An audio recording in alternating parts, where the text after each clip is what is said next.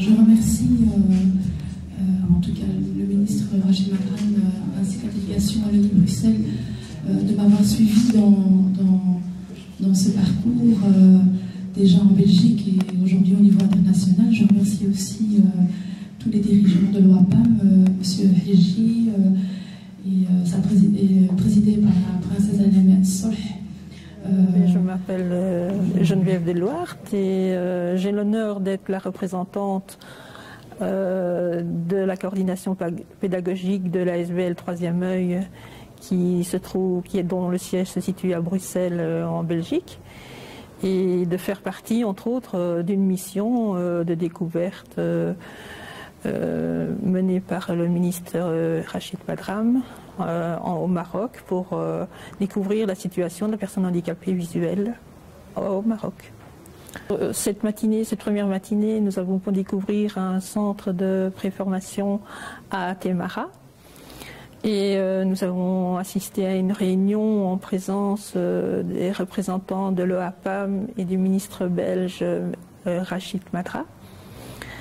Et nous avons pu ainsi, on nous a expliqué en fait tout le système marocain et les avancées qu'il y avait au niveau de la personne handicapée, sa situation, les structures d'aide qui étaient déjà présentes au niveau du Maroc et bien sûr aussi leurs demandes par rapport à l'amélioration de cette situation. Ils se servent pluriel. Oui. Pour prendre mes notes. Oui. Cet ordinateur sert à prendre mes notes. Voilà. Ainsi pu découvrir les élèves en situation de classe qui utilisaient leur matériel informatique, pour certains, d'autres la tablette braille ou encore d'autres avec un logiciel d'agrandissement. Nous avons pu voir aussi le centre de transcription braille, oui, où ils réalisent à la fois des transcriptions en grands caractères et des livres en braille et parfois des notes aussi sous forme de fichiers informatiques pour leurs étudiants aveugles ou malvoyants. Je remets ici déjà le premier à qui je le donne. Je voulais te souhaiter beaucoup de courage. Ah, ici il manque une canne blanche. Donc je vais vous remettre des objets. Raja, tu peux peut-être dire ce que c'est exactement? Oui, alors vous avez la même tablette que vous utilisez là devant vous. Il y a une canne blanche et un porte-clés montre parlante. Voilà. C'est un geste. Alors il y a des... Voilà. So you got like a walking can and a white tab. For the boys.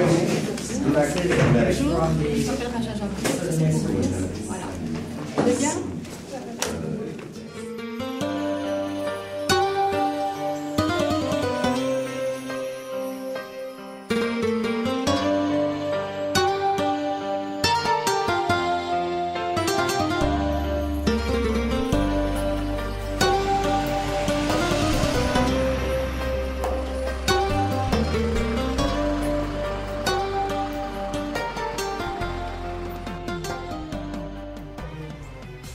Ensuite, une deuxième visite dans un centre de formation pour la kinésithérapie.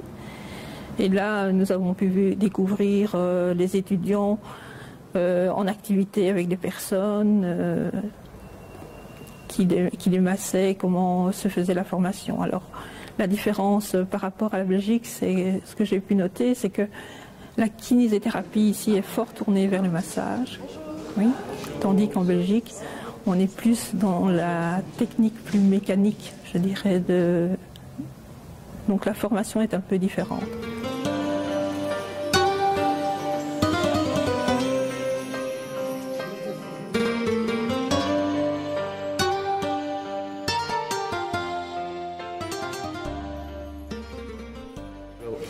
L'OAPAM est une structure qui existe depuis de nombreuses années. Ils ont 13 centres sur l'ensemble du territoire marocain. Ils travaillent particulièrement avec les personnes malvoyantes et les personnes aveugles. Ils ne se substituent évidemment pas à ce que fait l'État. L'État aussi agit au niveau des malvoyants et des aveugles. Mais c'est une structure qui vient en appui, c'est une structure privée qui est financée par des fonds privés, donc c'est une espèce d'ONG soutenue par les autorités. Et donc nous, comme nous avons un partenariat avec à la fois l'association Troisième Œil, qui est très active en Belgique et à Bruxelles, et qui a créé une fondation internationale, il y avait une volonté peut-être de se dire, comme il y a une grande communauté d'origine marocaine présente sur le territoire belge, et qu'en plus le Troisième Œil est dirigé par Madame Raja Jabour, qui est très active à Bruxelles et qui vit elle-même dans sa chair cette difficulté. Elle avait noué des contacts avec une série d'opérateurs au Maroc, actifs sur le même secteur.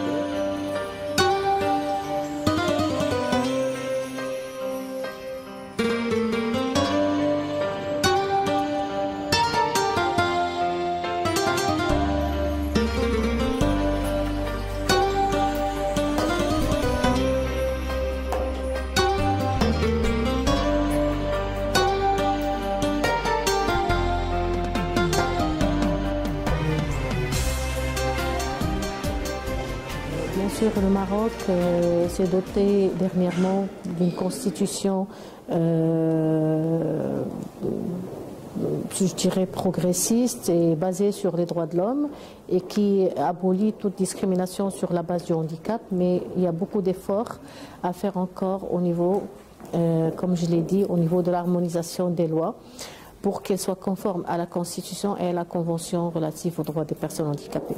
Il y a différents niveaux de blocage. Il y a le niveau de la loi qui est important, c'est un grand frein et sur lequel il faut évoluer rapidement. Il y a un autre blocage sur le comment, c'est-à-dire on peut faire la promotion de l'éducation, on peut faire la promotion de l'emploi, mais on peut buter sur au niveau du terrain sur des questions de technique. C'est-à-dire comment enseigner à une personne qui a un handicap visuel.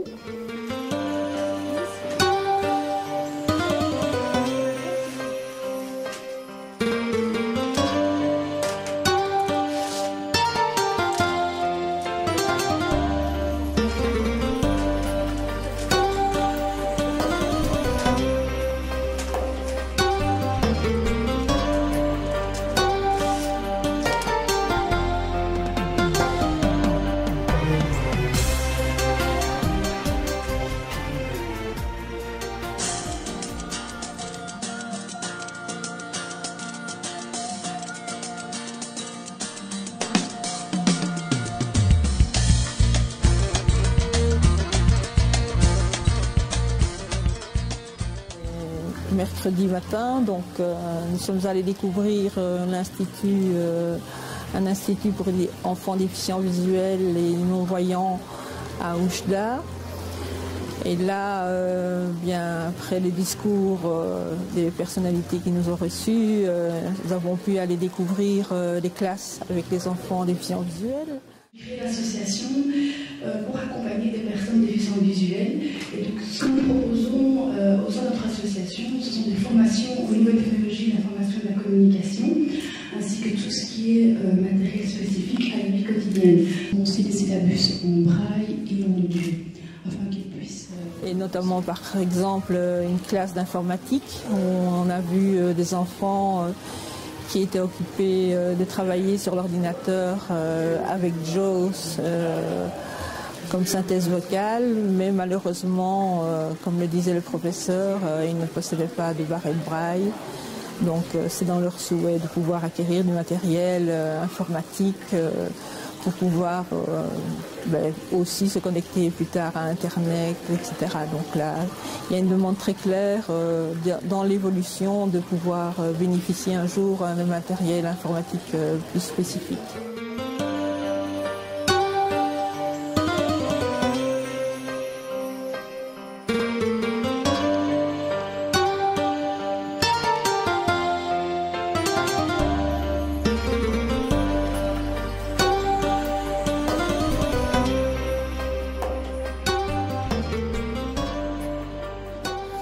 Alors, ce qui m'a vraiment très touchée aussi dans sa visite, c'est bien sûr un petit groupe de jeunes